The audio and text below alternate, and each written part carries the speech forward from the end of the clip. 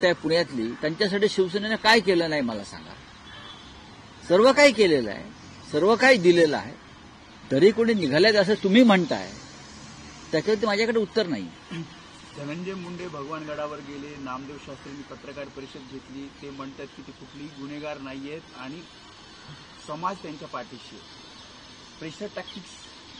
बघा, शेवटी या देशामध्ये, राज्यामध्ये धर्माचं आणि जातीचं राजकारण मोठ्या प्रमाणावर सुरू आहे आणि ज्याच्या मागे जातीचं पाठबळ आहे त्यांना कायदा हात लावत नाही आपला, कारण मतं जातील.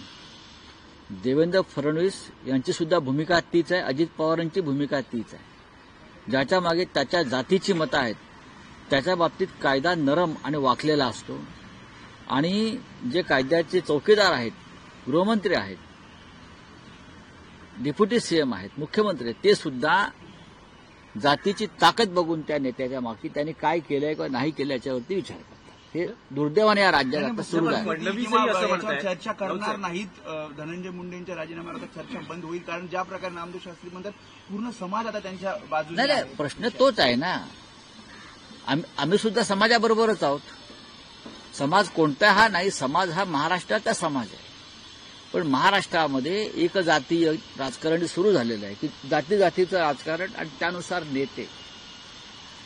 भारतीय जनता पक्षानं या महाराष्ट्राची सूत्र हाती घेतल्यापासून किंवा शिरकाव केल्यापासून हा राज्य जाती, पोटजाती, उपजातीमध्ये असा फाडून टाकलेला आहे. दुर्दैवानं देवेंद्र फडणवीस या राज्याचे मुख्यमंत्री आहेत, त्यांनी तरी अशा राजकारणाला खतपाणी घालू नये.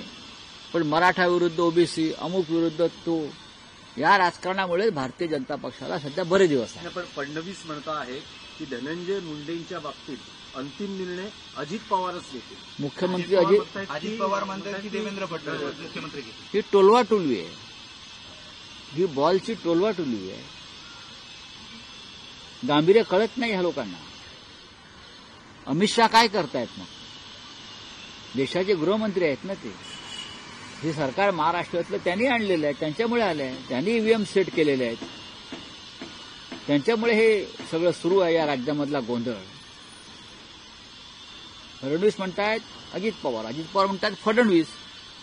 पण जनतेच्या न्यायालयामध्ये निकाल लागला. जनता म्हणते तुम्ही जोपर्यंत चौकशी पूर्ण होत नाही तोपर्यंत त्यांचा राजीनामा घ्या. आणि दोन वरिष्ठ मंत्री आणि मुख्यमंत्री वगैरे जे कोणी आहेत ते टोलाटोली करतायत. महाराष्ट्राच्या जनतेला मूर्ख समजतायत ते.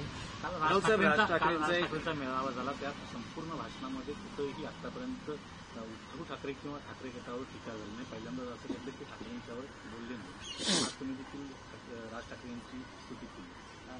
नाही, त्यांनी एक भूमिका मांडली. बघा, राजकारणामध्ये जर कोणी एक भूमिका चांगल्या पद्धतीनं मांडत असेल, मग ते आमचे राजकीय विरोधक जरी असले तरी त्या भूमिकेकडे आपण सकारात्मक दृष्टीनं पाहिलं पाहिजे.